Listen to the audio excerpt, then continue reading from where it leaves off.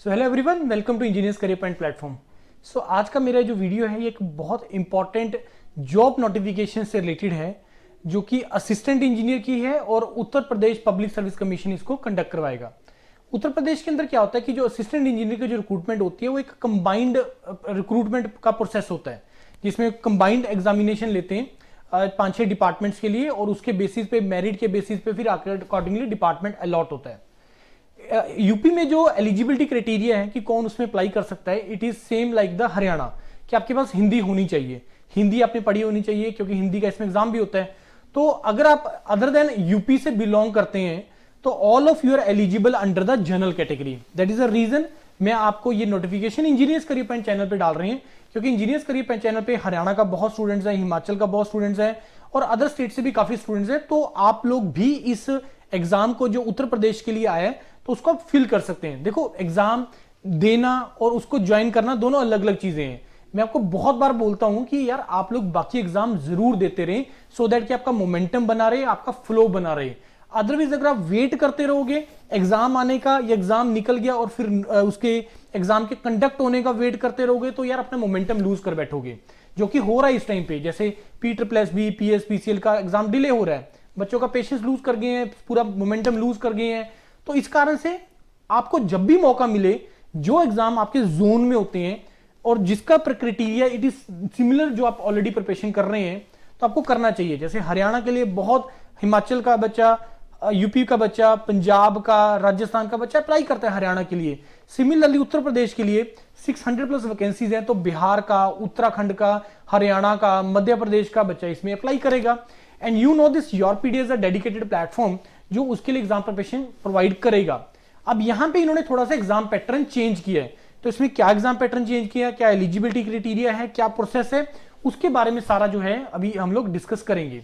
तो इस वीडियो को ध्यान से सुनना। बाकी जो इसमें प्रीलिम्स वाला जो स्टेज है, इसमें जो नए टॉपिक्स ऐड कर रहे हैं तो उसमें हम लोग इसका एग्जाम प्रिपरेशन मॉड्यूल प्रोवाइड करेंगे। तो आप लोगों में से अगर कोई भी इंटरेस्टेड हो पेपर 1 के लिए तो योरपीडी इज अ प्लेटफॉर्म जो उसके लिए आपको प्रिपरेशन मॉड्यूल प्रोवाइड करेगा। So this is Uttar Pradesh public service commission, this is combined state engineering services, general और स्पेशल, जनरल भी और इसमें स्पेशल रिक्रूटमेंट एक इरिगेशन डिपार्टमेंट के लिए।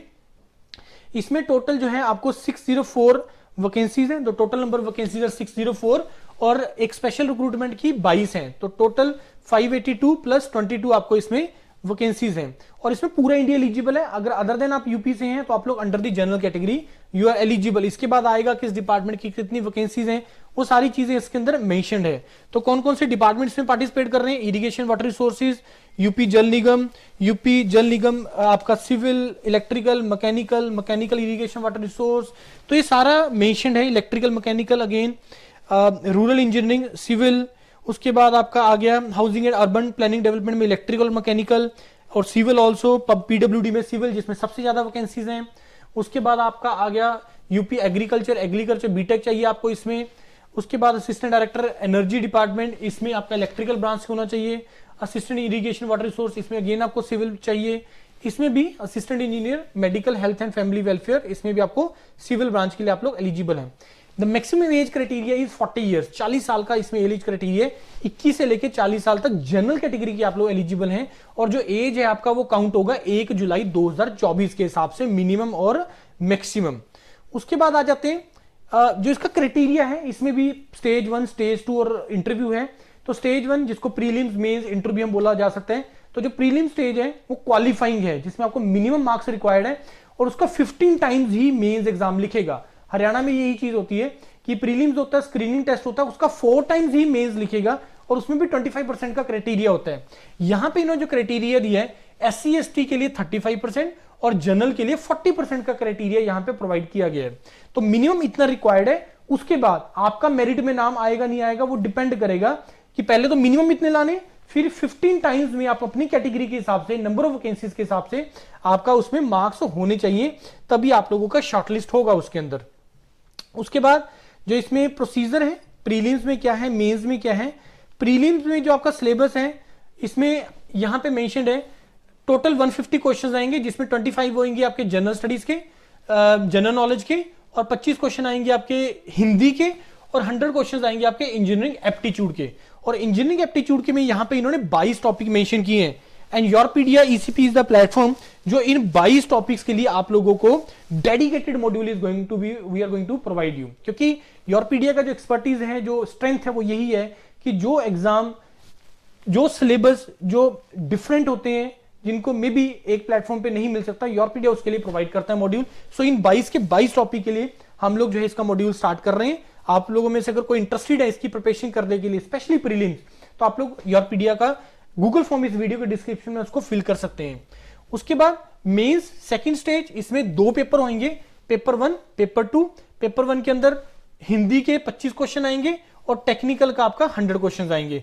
पेपर 2 अगेन सामान्य अध्ययन, इसके 25 क्वेश्चन आएंगे और टेक्निकल के आपके 100 आएंगे। अब ये टेक्निकल में क्या क्या सिलेबस है वो भी यहाँ पे मेंशन किया हुआ है।